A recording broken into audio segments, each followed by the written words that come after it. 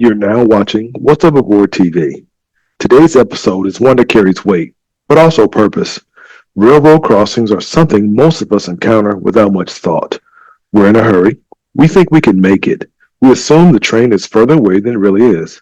But to Michael Jackson, that split-second decision cost her family everything.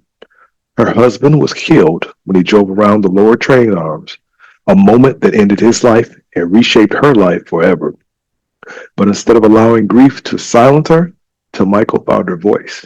She turned pain into advocacy and began a campaign to save lives by educating drivers on railroad safety. Today, she courageously shares her story so that others might not have to live and endure what she has, and she's staring right here on my platform, What's Up Aboard TV. Please enjoy this episode. Of course, there's nothing new under the sun, but hearing how someone else dealt with a story or a situation and how they endure that, it may be comforting to you and let you know you're not alone. But don't take my word for it. Listen to What's Up Aboard TV wherever you get your streaming services at. Michael, thank you so much for joining us here on What's Up Aboard TV and What's Up Aboard the podcast. Before we get started, can you introduce yourself and tell us a little bit about you, who you are beyond this tragedy before we get into it? First, I want to say hello to you, and I thank you for having me on here. That means a lot to me, so I appreciate it. Absolutely. Absolutely. So, my name is Michael Jackson, known as Mikey Jackson as well on Facebook. That's the name that has stuck with me in my entire life of growing up, a family name.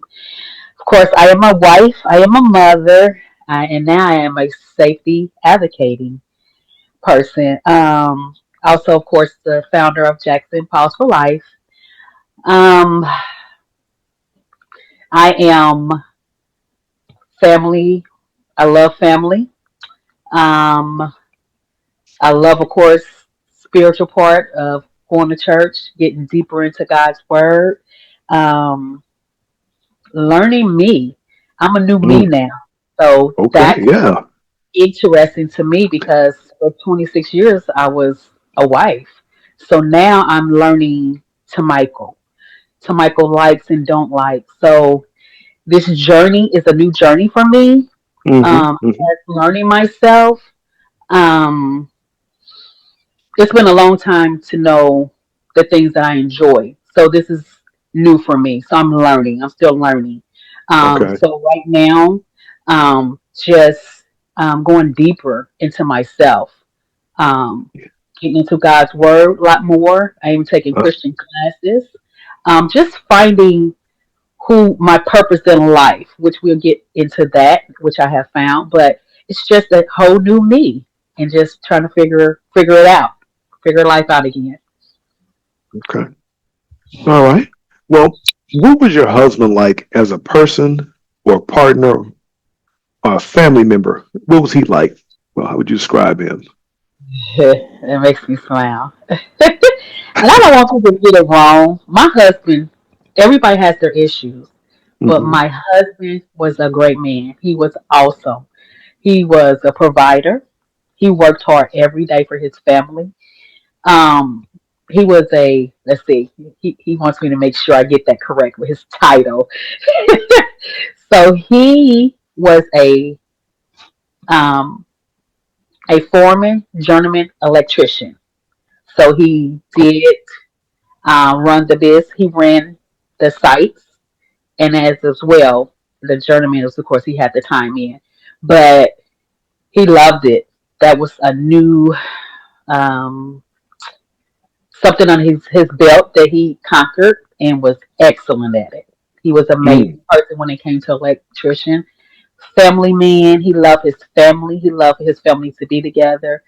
Um, the girls. Oh my gosh, he loved his daughters because we have uh, two girls and a boy. He loved them. Oh gosh, his daughters are spoiled to death. He loved his daughters. mm, Of course, he loved his sons. Turning him up to be a man. He was a community person. Everybody seemed like they knows my husband. He loved to talk about his past and where he come from, especially young men, to let them know mm-hmm. that it's a different side. That to let them know that we all go down this road, but to where you end up being, which is him being my husband was a minister. Okay. So he was a minister. He loved God's word. He was a speaker often. He did amazing.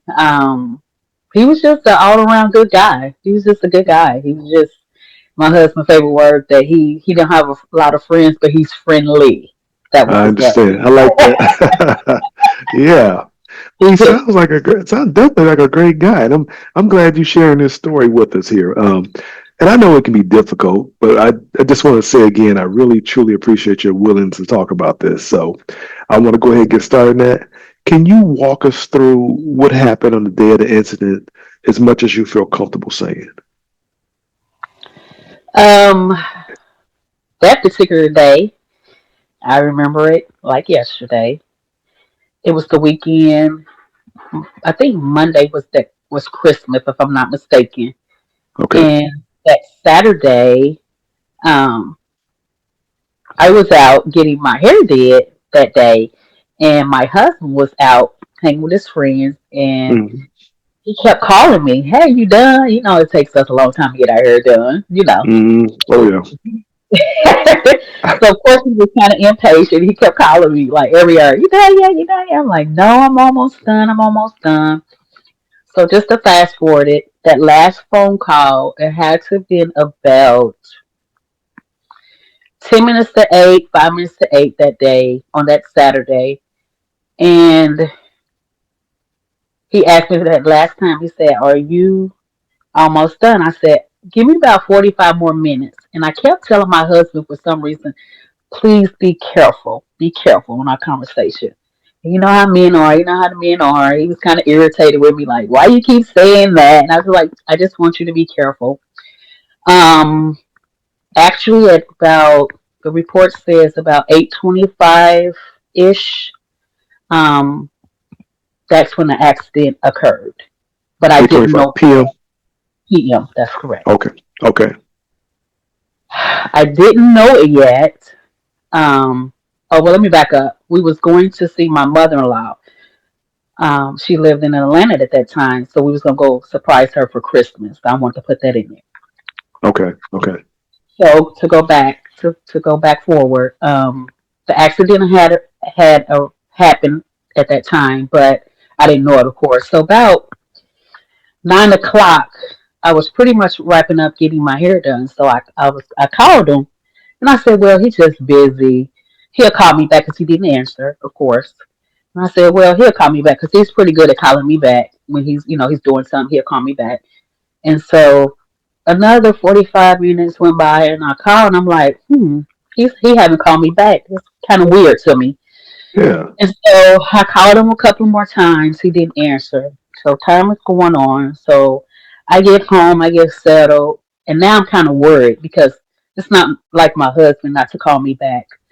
Um, so about it had to have been after 12 o'clock. I got my phone rang, and I see like a 327 number. I kind of figured like he kind of know 327 numbers is downtown. I'm assuming that's how you say it. Okay. And so in my mind, I was thinking, "Oh my God, he done got himself in trouble. Like, what have he done?" And so I answered the phone. They were just like, they asked me who I was, and I mean, they asked me was no, they asked for me, and I said, "This is she." And they was like, "You, Columbus has you down as his next to emergency contact." That's what it was. And I said, Hmm. "Okay."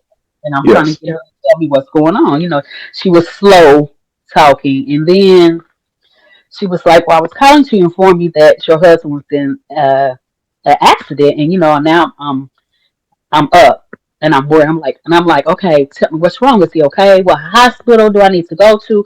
I'm trying to get her to get it out, but she was like, "Well, I'm just sorry to inform you that he didn't make it." So now I'm confused. Like, what do you Yeah. what do you mean he didn't make it? What do you mean he passed? And then after that, I just kind of lost it. It was. I'm sorry. I'm just. That's I okay. kind of lost it. It was after that. It was a blur. I just Okay. screamed and hollered because I didn't think it was real. It's like somebody's really Right. trying to jump on me. Like, Yeah. So I didn't have no information on what happened, where it happened. Like I didn't have a clue because I just lost it from there.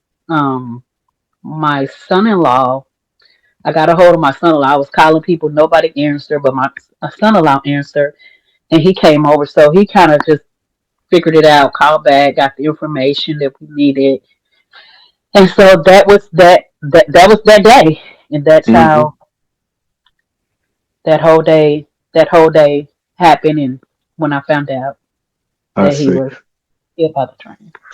So those first few moments, it probably was just surreal, right? I mean, you just couldn't really. I couldn't imagine what that's like. I mean, is it probably like a series of denial, just not wanting to believe that, or just anger? It was all the above. It was just unbelievable because, like, I'm talking to him all night. Like, Yeah, and yeah. I was like, "What do you mean an accident?" It just didn't make, it wasn't registering to me at all. It just didn't make sense. It didn't register. Um, that he was in an accident that took his life, and then at that time, I didn't know what kind of accident. I didn't Oh, know. oh, okay. Um, They left that because out. Okay, well, she probably said it, but remember okay. when she said that he didn't make it, and she could have went on into what she was saying, but Yeah, yeah. It was not just the way probably all back. just right. Yeah, that makes sense. Wow. Okay. So, how did this sudden loss affect you and your family in the immediate aftermath of that? I mean, everybody kind of came together at your house, or what's the next step? How did you? I mean, that just seemed like so much on you at one time. How do you get everybody together? Do you call people? Do they call you? What happened after that? So, of course, I called everybody. Nobody answered, as I said, but my son-in-law. So he was quickly over there. At that time, he made it over quick enough so my phone is ringing nonstop because the people who I called. So, um, everybody came over. A lot of my family members came over that night. My son-in-law and my brother-in-law got all the information about what happened. You know, how to, to go to the coroner's office to get the information. I mean, they all talked to him because I didn't talk to anybody. So they basically just jumped in and started getting the information together. My one of my best friends, she came down, and she kind of really just kind of walked me through it as well because she also lost her husband, so she kind of was familiar what to do. So she just kind of jumped in and kind of like did it for me. Um, she might ask me a couple of questions, but she just kind of took control, which I appreciate because that was a lot. I still was processing. I'm still waiting on him to come through the door. I think it's a joke. I think it's a prank. Like it can't be real. Just like I wasn't there.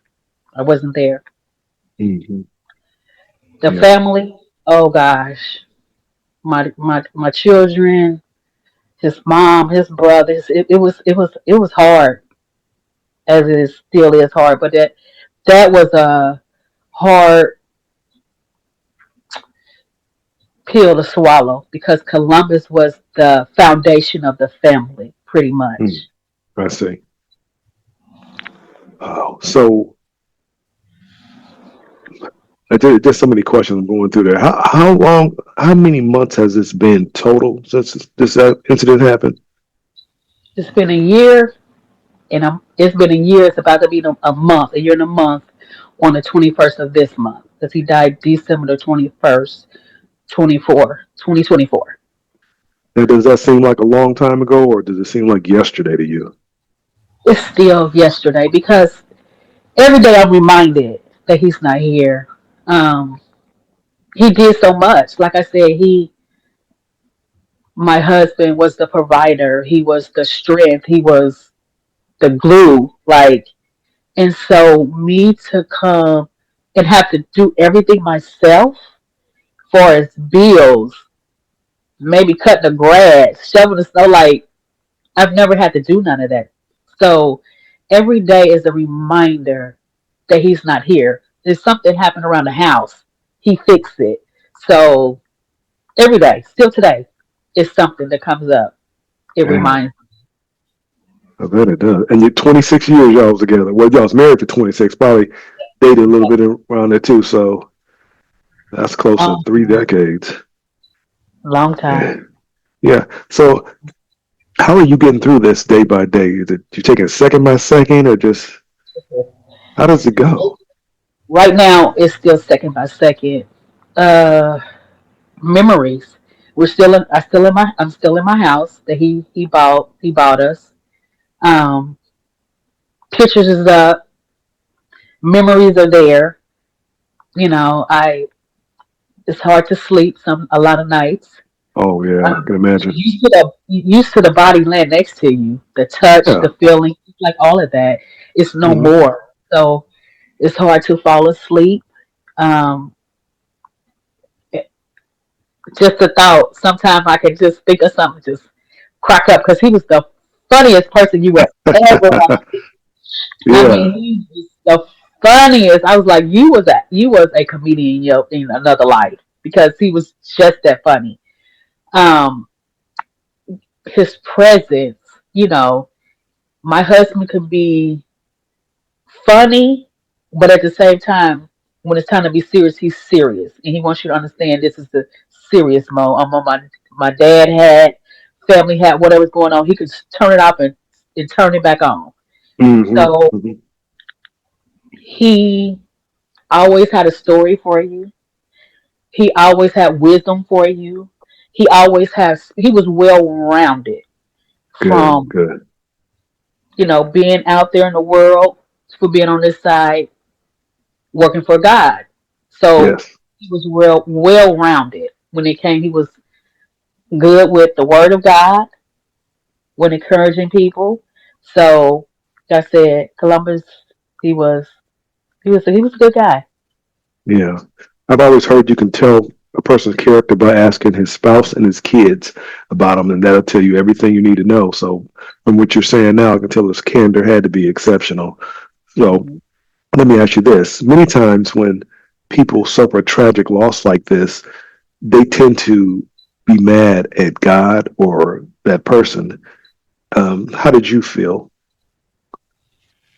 Mine was all of that. I'm just now. It's been a year, probably the 10th month before he made his year anniversary. I was angry. I didn't want to be bothered. I was so mad at him because he chose, because it was a choice, to go around the arm and for that accident to happen. So I was so angry at him because why would you do that to us? Why would you choose to try to beat the train or whatever your mindset had you to do? Why would you do that to us? Why would you leave us like this? Um, I was mad at God because God is the beginning and the end. I felt like that God could have spared his life. Um, so I dealt with that for a long Mm, time, spiritually, yeah, really bad. I kept going to church because I knew if I didn't, I would die mentally and physically and spiritually. I yeah. went, but I was there, but I wasn't there. I understand. I understand. Um, Just kind of going through the motions, Going but you through had the to keep motions, going. but I Now, had to keep going. do you still feel that way that God let you down on that, or where you at on that now? So now I'm in a better place. Okay, It's good, not all the way together, but I can smile now because I didn't smile good. much then. Um, Okay, God bless me. That's how tragedy, that's how Jackson Pause for Life came about through the tragic that happened. So that's how that was born through that. But I had to go through what I went through to be able to get it together to get this out because I was nowhere near there. God had always gave it to me, but I wasn't ready to receive anything okay, yet. yeah, So okay. Now, be clear on that. You said the Jackson Pause. Tell us. specifically what that is. Okay, Jackson Pause for Life. And the pause is Pause, because a lot of people kind of get that miscued, messed up. Yes. Uh-huh. It came out of the tragedy of my husband's life, but born of moving forward in life for his legacy, can't even pronounce it, for You his good? legacy to move forward. And so it's about Columbus to a certain extent, but it stops because now he's gone. So we want to move forward to get the word out, get the education out, train advocacy, advocating about trains. That's what it's all about, the movement of that. So another family don't have to go through what we're going through. Um, Yeah. if we can just reach one person when they get to a Mm-hmm. railroad crossing, just to think about Jackson Pause for Life. Pause, live is what it's all Ah, about. I see. Pause, Got live. it. I understand now with the pause again. Okay, yes, pause. So now, many drivers, in my opinion, probably underestimate the, and they probably don't pause there. Before this happened with Columbus, what were your thoughts on crossing the railroads or driving lower arm, going around the arms? What was your thought process of it? Good question. Back then, I didn't think about it. Didn't think about it at all. Have I done it? Not like that. I went around because maybe they was working on the railroad, and you sit there for a long time, and the train didn't come. So absolutely, I have done it before, but not necessarily. Like I said, a train is actually coming. Mm-hmm. Um, and I know a lot of people. If I have heard a lot of people say, I've done it. I've done it. But now since you're talking about it more, it makes me think. Now I'm pausing and that's what it's all about.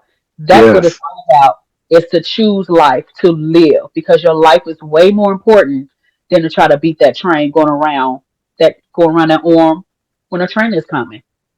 Yeah. Do you think people have that misconception that the trains are moving at a slower rate than they really are? I would say I would have to say I can see that. I can believe that. Because they're impatient and they just want to run on around, run over. Yeah. Not knowing that the train is moving faster than what people realize they're moving, Oh, the rate yeah. that they're moving. Not only that, if you ever think about it, every time you see a car, it's right in the middle of the track. Right. And Yeah. the currency of the train does stuff to the car. Now, I'm gonna say this. It hasn't been you can't Google, you can't find it really, but it has been um, talked about for many years now that the currency will stall the car from moving. So, Mm-hmm. but that's not what I'm advocating about because we should not go around the arm. That we should not do. But just Right. to let people know that that could happen to you. Right. So Oh, yeah. it's Yeah. all about not doing it, choosing Yeah. life. Being proactive versus reactive. Is that something you wish the drivers understood about the dangers of going around there? That just those split seconds can change your whole life. You just want to really drive that home. Is that part of the purpose of it? That's the whole purpose. The whole Okay. purpose is Why do don't. you? Sorry. Why do you think that Columbus went around the arms? What do you think his process was? Why did he wait? So that particular day, from my understanding, that the arm was down for a while, longer than normal. A lot of Okay. vehicles going around at that particular time. Now I can't say at the last moment that Columbus tried it and the train was on them quicker. I don't know. I don't have all that information. It wasn't an investigation or anything at all, so I don't Okay. know exactly what happened. But um, I'm just gonna kind of go with that. I don't. My husband, I just in my mind, I just can't see him just going around that arm when he see this train. That's in my mind. just knowing who my husband was and who he was. I'm sorry, that he Hmm. would just see a train, just like, you know what, I'm going to take that chance. I'm going to see if I can get over on the other side. That's in my mind though, but Yeah.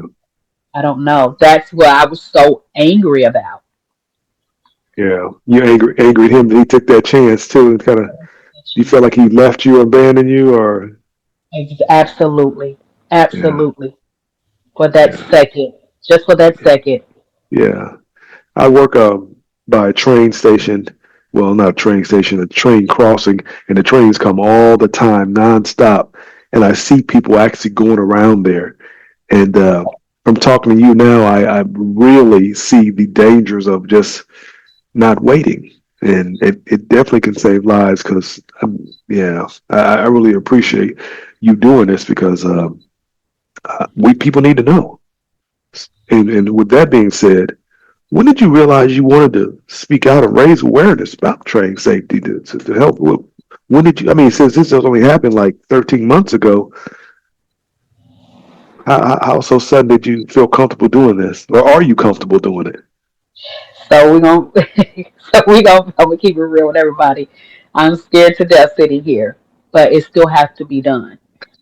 A lot of times you have to put yourself aside, and it's about a life, and that's what makes me go ahead and be out front with it.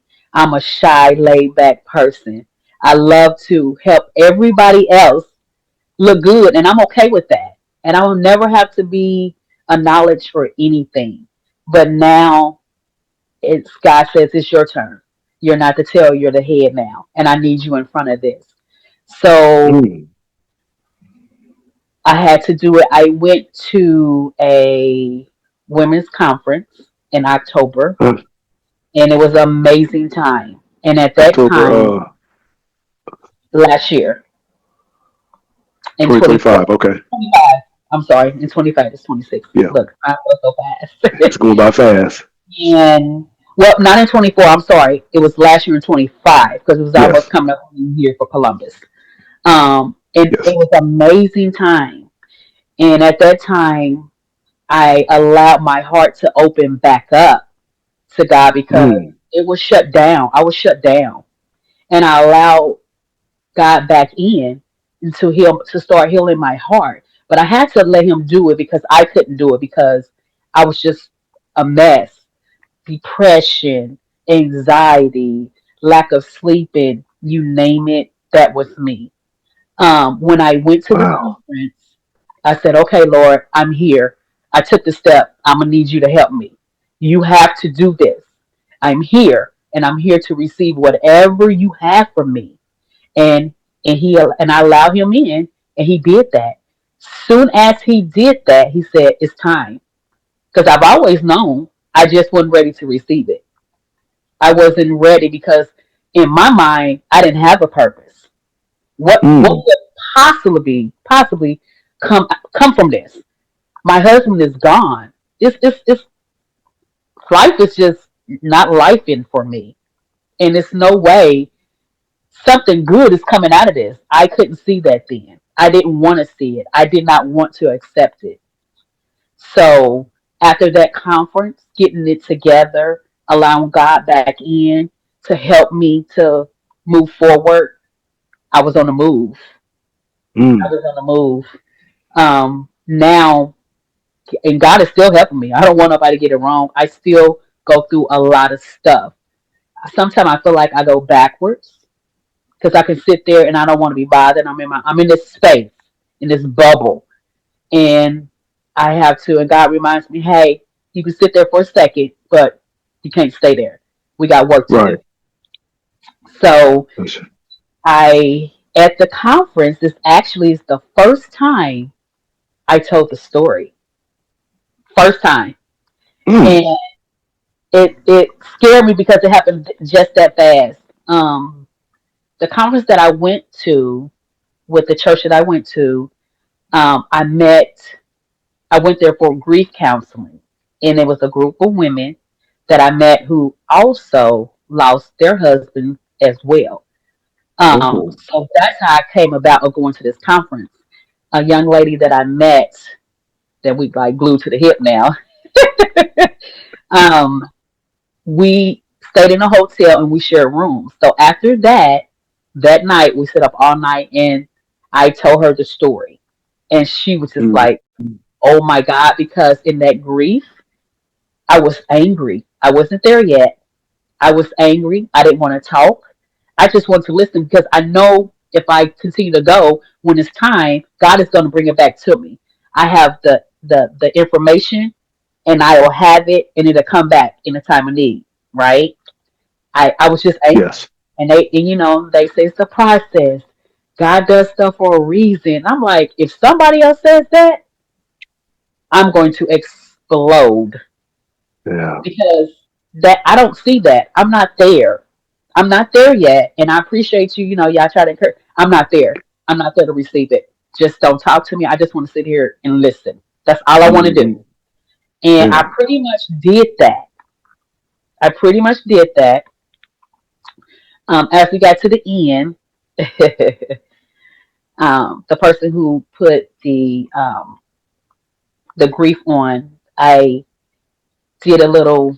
She wanted me to speak, which was funny, and I'm like, "God, you're funny. You're funny," because I don't have nothing to say. But I did it, and it wasn't about him, but it was just talking about grief. Period, which was about him because it was grief. But and I did that, and so now that started like me being up, preparing me to start speaking. Yes. After that, after the conference, the grief that was over, me and the ladies came together. The one that actually her name is Nikki. She's about 3 or 4 years younger than me, and she lost her husband, but she also have younger kids. So us coming Oh, together, so that was hard for her.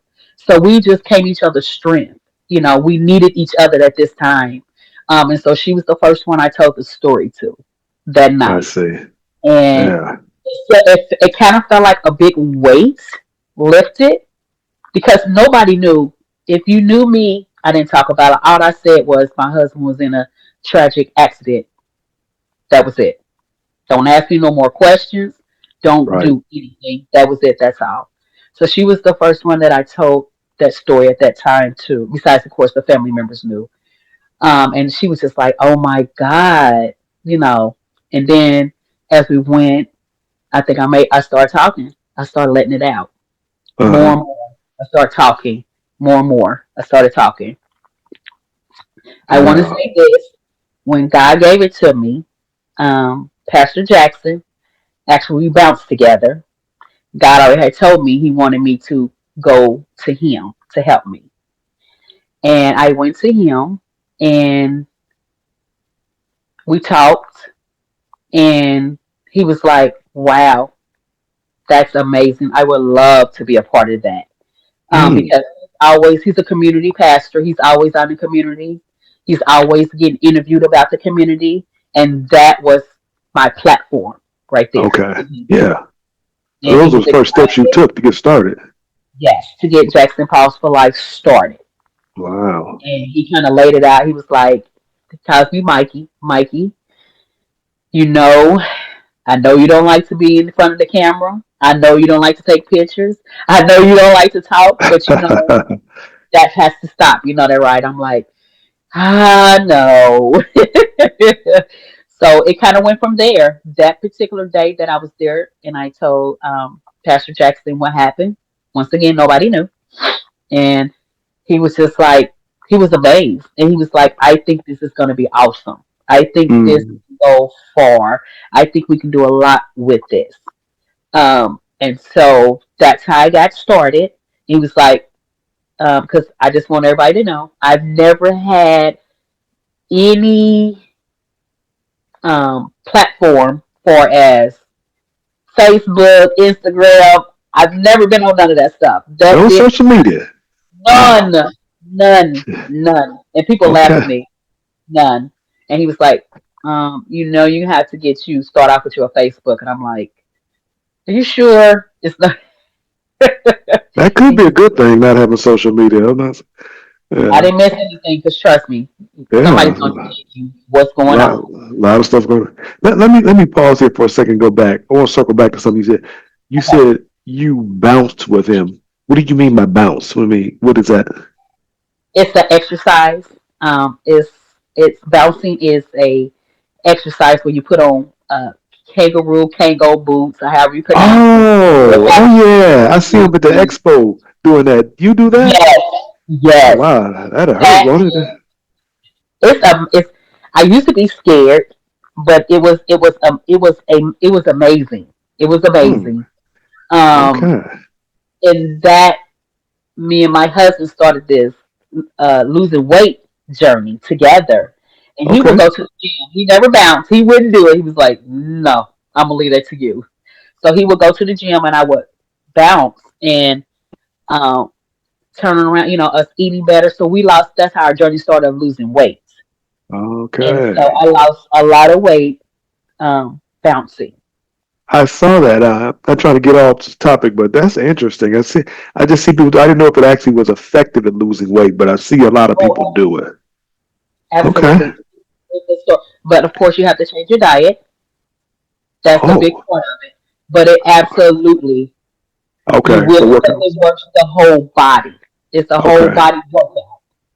Now that probably helps you with this journey too, being to take your mind off things. Sometimes go out there and just bounce with people like that. How many people are in your group? Oh my gosh, every day is different. Okay. So that's another one. My bounce family, they're amazing. They We pray together, even with Jackson, Pastor Jackson. We come together. They pray for me. Come in a circle. Like I have a village, and it's amazing. I have a whole new village that I have going through this journey of grieving. Okay. When I come, people not out in my face want to talk. That's my time Yes. to exercise and not think, so to sort of say, Right. at that Right. Just moment. All I'm doing is doing, because that I still do it because that was our thing. That was our moment together. I think our time together of losing weight together. That was our okay. time. So I to this day I still stick to it. Exercise 5 times a week pretty much, and I just keep that going because that was That's something that we were doing together. That's good. That's good. I also want to ask you about what, if any, challenges did you face in turning your grief into this public message? And was there any setbacks, any things that I know you said you weren't savvy with social media? Other than that, was there anything that stopped you or made you second guess, or did you want to give up? Or In the beginning, in October, when I kind of started, I um it was a challenge just to talk about it. I felt like people would judge, a lot of judgment. I didn't want to face the judgment, the whispers or whatever that was in my mind. I felt like it would be a judgment thing. Well, he shouldn't have never went around it, or he shouldn't, oh you know. So it was a fast but slow at the same time with me. Um, I wasn't ready for the backslashing or whatever people do. yeah, Um, so that kind of was always in my head, but at the same time, I had to realize it's okay. If people do, it's okay. It's okay. It's not about if it's not for them or for that's okay. But it's for the next person who receives yeah, the message, and that's yeah. okay. I had to learn, even going through counseling. I have a counselor. I have to learn that it's okay and my boundaries and say no. And everybody's not gonna be. This is not their season for it to be a part of what I'm doing, and that's okay. I like that. So That's grief counseling you go to, or just a regular counselor? a regular counselor, because I Okay. had to, yeah, I had to talk about it because I hold so much stuff in, and I was going down. It was really bad. I was it was a dark place. It was a dark place for me at Now, that time. I find a lot of people, especially African American people, they're not really big on counseling. Do you think it works? Would you recommend it? Oh, I absolutely do. I absolutely. So I started out. I took my children. We went to a grief counseling first, but Okay. it was not a group thing. But I had to start as a mother. I feel like I had to grab my kids because it, this was hard for all of us, and at least I wanted to get them to talk. Now my baby girl, she just listened. She was not a talker. She's not really a talker. She just kind of listens. So every now and then she might say something. My oldest daughter, she is amazing. She's the one who helped me with everything. Like Mm, she's like my secretary. She's amazing. She is um the way she dealing with it is different than way I deal with things. My baby girl she just kind of shut down. My son, he was there one time and he was like, "Mommy, that's not for me," and it was okay. mm, But I just wanted to introduce and go as a family so we could start healing. So we went the first time together. The two girls, we finished it, but my son was okay. like, "Mommy, I don't." So absolutely. Then I said, I recommend to my children you need a one-on-one. I call it a one-on-one because you need to. It's a lot. It's going to take time. Talk it out, and they did a couple. We did a couple more grief counseling as a group, but I don't think they was able to get a one-on-one. I had to do it for myself. I had Had to to. get. I had to. I had to get it out. I had to talk. I had to have. I get homework. Like all of that happened. So Yes. it's been a good experience for me. And I think if I didn't do that, I wouldn't be sitting here. I don't think Uh, I wouldn't because it'll still be in my head and I wouldn't be able to get it out. yeah, that makes sense. I appreciate you sharing that. Um, I guess that kind of leads me to my next question is talking about this. It's being so fresh. I mean, just over a year.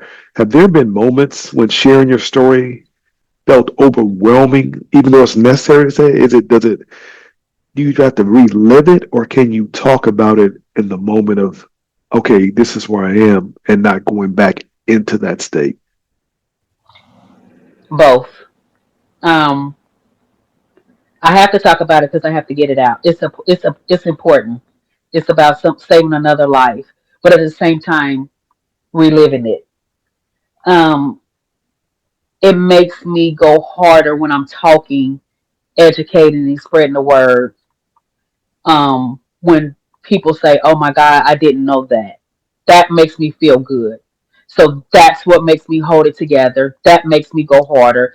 That lets me know I'm on the right track. Even though I feel, as you see, I was tearing up when we talked about the actual Yes. day.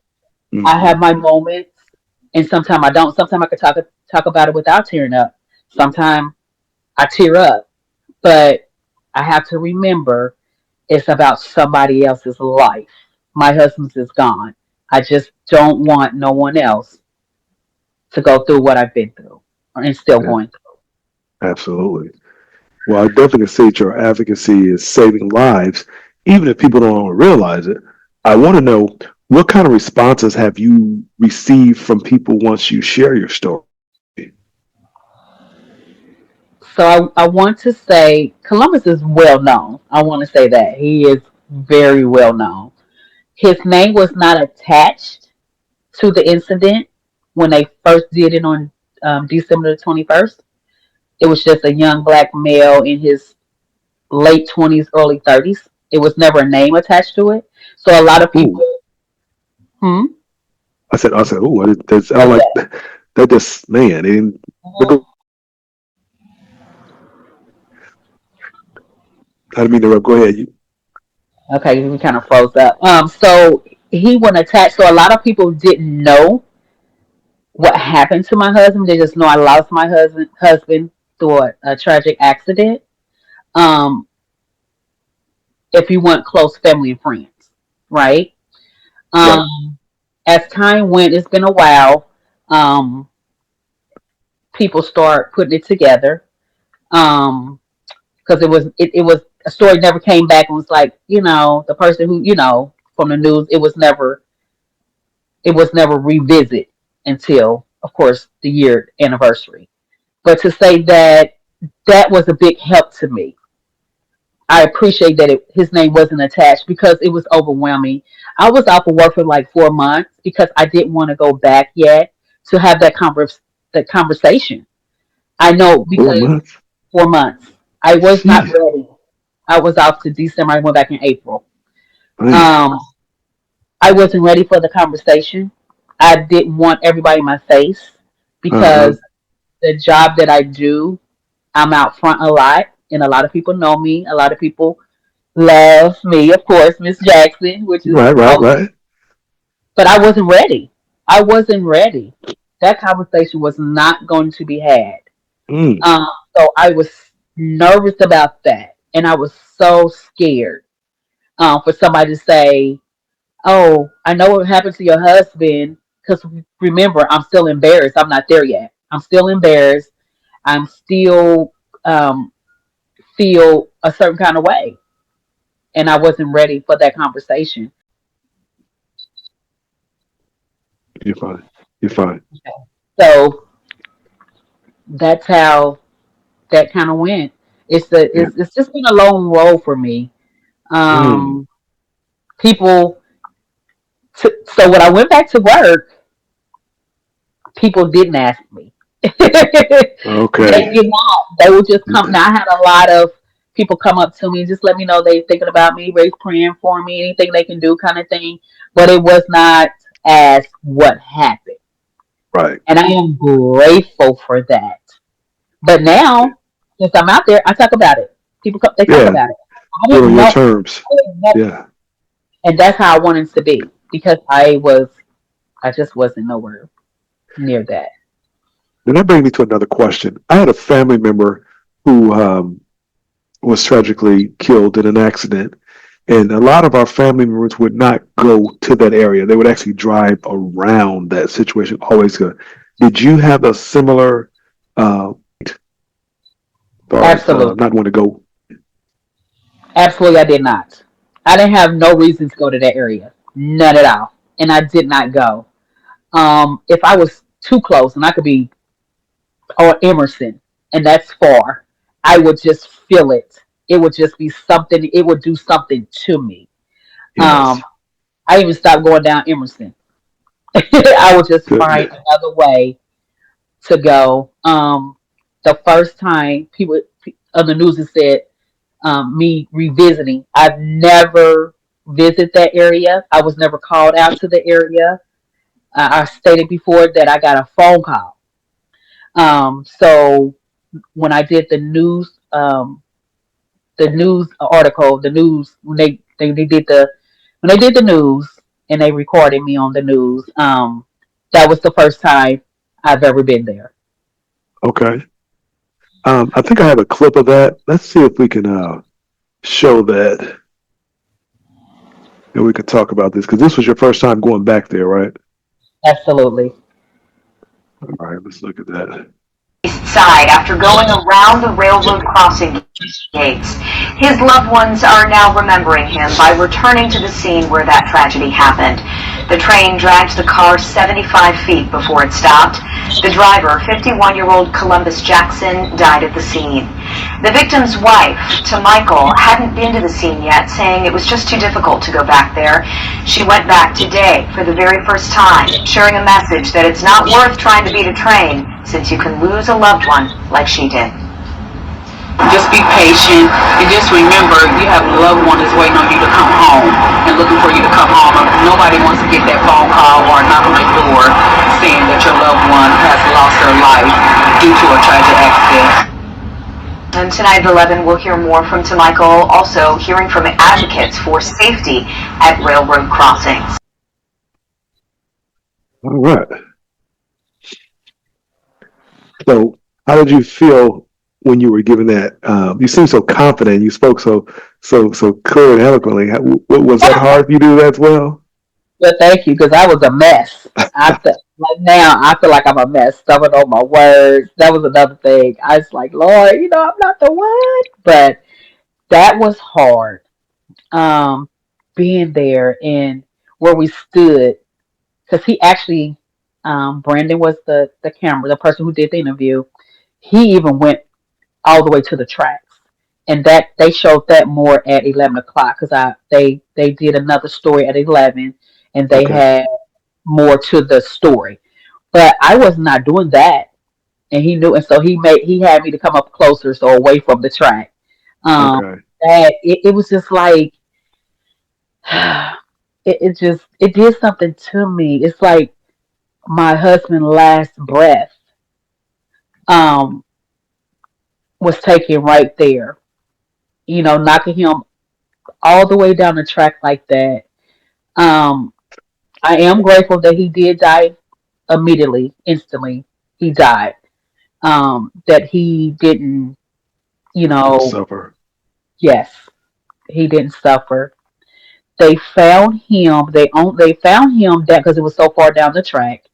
Um, he had his Apple Watch was dinging, and also the OnStar to the Audi that he was driving. Um, the Orange Star was going off, so that's how they even located him.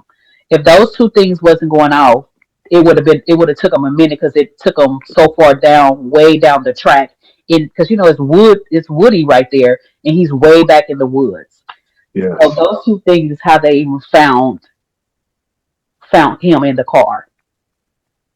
Yeah, because those locomotives sometimes have two or three motors, so it's a lot of weight on them. Yes, So wow. Uh, absolutely. Now let me ask you this: how are you working to spread awareness to? If schools or social media partnerships are using any of those methods yet, or you just not getting started with the Facebook and other people are using that method? So I'm just getting started with Facebook. We've been up a couple of months now. Let's see. I've been on Facebook. It may be about to be 3 months that I've been on Okay. Facebook. I started with Facebook. I am going to get YouTube, TikTok, because I'm still learning, guys. Don't laugh at it. I'm still learning. It's a process. Um, so I'm always posting on Jackson Pause for Life page. People are sharing, which I am so grateful. People are sharing it. People are being involved. I have reached just over 100 followers, which I'm so it might be small to some, but I'm excited. I'm Now you're on the map doing I that. am, and I feel like do it, Jesus, do it. That's I'm right. excited about that, and people are learning, learning, engaging just by I don't care if they just scrolling. That's fine, but they're stopping and looking. So I am so grateful for that. I'm working on my website as we speak to get that Okay. out. That's in the making as well. So I'm doing it. I'm learning because this is something new to me. So I'm learning and just how to get it out more. And so right now it's just the Facebook. Okay. Good. Good. They said a journey of 1,000 miles begins with one step, and I think you're 100 steps in. So I congratulate you on that. Oh yeah. Next question: if you could speak directly to someone sitting in their car right now, tempted to drive around the train crossing, what would you like to say to them, and what would you want them to know? Your life is precious. Pause, think, live. That's what it's all about. Pausing, thinking, and living because that's what it's all about. It's not that important to go around that arm. Turn around, whatever you need to do, just do it because whoever it is that you're leaving behind it's gonna be suffering from the loss because every life is important.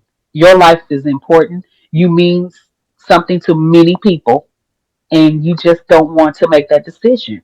It's not worth it. Yeah, that's a powerful message. I like that. What would you like lawmakers or city planners or transportation officials to consider when it comes to railroad safety? I know they probably think they're doing a lot already by having the arms and the little the train blows pretty loud. But you think they should do something more, or do you have other expectations from? What's your stand on that? So The end goal is I want laws to change for train crossings. I want longer arms. I don't even care if something come out the ground, barriers. However it is, I really want it to change because it's so we are distracted. We don't pay attention. So if the arms are longer or something come out the ground or some kind of barriers at that time of the train, it's gonna make us stop. I Right. even want where I even suggested where my it's not out there yet because we not got there, but I even wanted where have the Amber Alert go off and how everybody's phone because this track our phone tracks us and how Yeah, it the Amber does. Alert goes off. I want that to go off when you're so far or so getting close to a track. I want I want something to go off to just get your attention because Uh-huh. when we're driving, we're always somewhere else. Our mind is not on what we're doing. So if that just goes off because that gets your attention, this loud noise is going off. That's going to get your attention. Hey, Yes. I don't know what it's going to say yet, but hey, pause, think, live. I don't know, but I would Yeah. love for something different to happen. I would love for um to go out and speak more. I would love to go to school. I would love to go to driver's education. I would love to go to churches. Wherever somebody will have me, I would love to go speak because it's important. It's not out there enough. You you you wouldn't realize how much people don't know a lot of things about train safety. And it just needs to be spreaded more out there. I have mentioned that you would not believe that did it happen once in my um, family. It happened twice in my family. What? My Twice? twice, and I actually forgot because I was very young. It happened about 30 years, 35 years ago. I had an uncle. He lived in Tennessee, and down in Tennessee back at that time, they didn't have arms.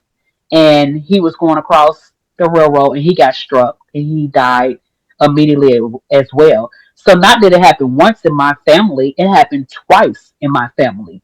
So can you just Mm, imagine twice? That's twice. just unheard of. Not once, but twice. So my family has dealt with train incidents twice. Like I said, I was very young at that time, so stuff didn't register because I was young. But now I think back on it, I'm just like, wow, twice. One time is Yeah. unheard of, but twice, Yeah. that's a lot. That's, And man. just getting out the word is just so important to me. Educating, advocating. It's that's what I am standing on and want to do. Absolutely. And you're definitely doing that. Well, can you tell us how can our listeners or people in the community support your campaign or help spread awareness? What can we do to help you? So to support it, my biggest thing right now is just spreading the word, sharing, sharing it.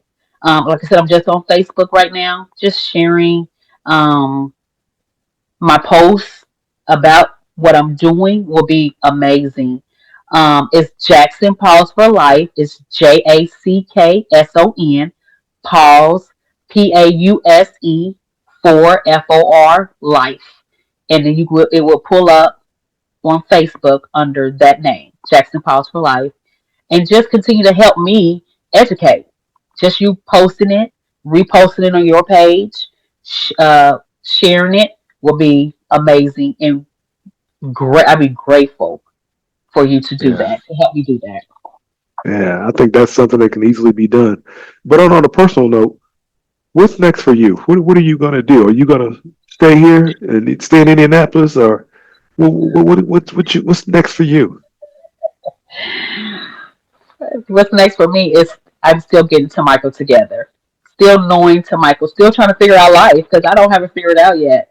I done lost like a whole one side of me, a whole rib, a whole Mm, like everything is. I have lost so much.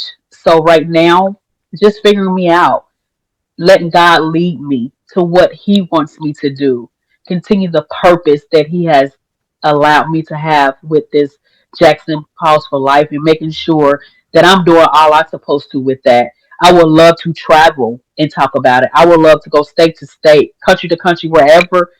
Uh, God allows me to go, that's why I would love to do that. I would love to travel to talk about train safety.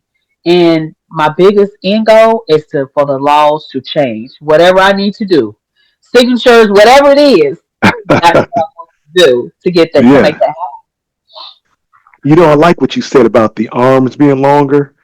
I think that's game changer right there. If the arms are longer and then they couldn't get around it at all, I think that's a brilliant idea. I really like that. You get I know me. when I'm talking to people, I remind them when it used to be mics, it's cool now. When mics didn't have arms, it was chaos. It was chaos. Yep. It was so much Hmm. chaos. But now they have arms. So can you imagine that money can be raised or get money to do that for a car, but not Yes. for a life? Don't you think a life is more important than a car? So let's just Absolutely. whatever it needs to take to get longer arms, that's what we want to make happen. So that's what it's all about, is saving a life.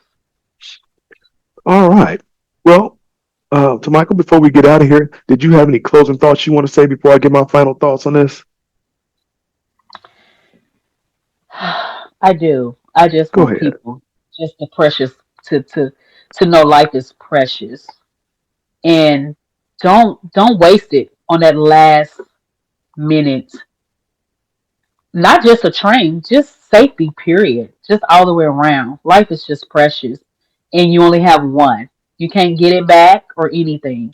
So just remember to when you do come to a railroad, just be patient or turn around or whatever it is. Just know that you don't want to leave behind grief and people going because somebody may not be able to take it. Somebody may not be able to live through that, and we don't want that. Hmm. We don't want that. So just pause, and I also say remember. Just pause, remember, and just know life is precious, and just enjoy it, and don't let this, you know, that second thinking that you can beat something that you can't. This is like the review mirror, right? It's closer than Hmm. what it appears. So let's remember that it's closer than what it appears. So that's why we have that on there, you know. Right. And so now I'm remembering and I'm moving forward. I'm looking in the mirror now. So this is coming. So I'm looking for what's ahead. Not forgetting, of course, that will never be forgotten, but Right. knowing the purpose that I know that I have now because at one time I didn't know. But now walking in the purpose that God has allowed me to do. Wonderful. With that being said, I want to say my closing thoughts and then we'll get out of here. To Michael's story is heartbreaking, but it's also a call to action. Trains cannot stop for you. A few seconds are never worth a lifetime of loss. Because of one decision, a family lost a husband, a future, and a sense of normalcy. But because of a one woman's courage, countless others may be spared the pain that Michael Jackson has had to endure. Hopefully, you won't have to do this by listening to her and spreading her story as well. We thank you for sharing your story on What's Up Aboard TV. And if anyone else has a story they'd like to share or tell, please feel free to reach out to us. And we want to leave you one of my favorite scriptures before we get out of here. It's from Matthew 6:33, and it says, "Keep on then seeking first the kingdom and its righteousness, and all other things will be added to you." So let's keep them at the forefront of our thoughts. Thank you again, once again. Until next time, peace.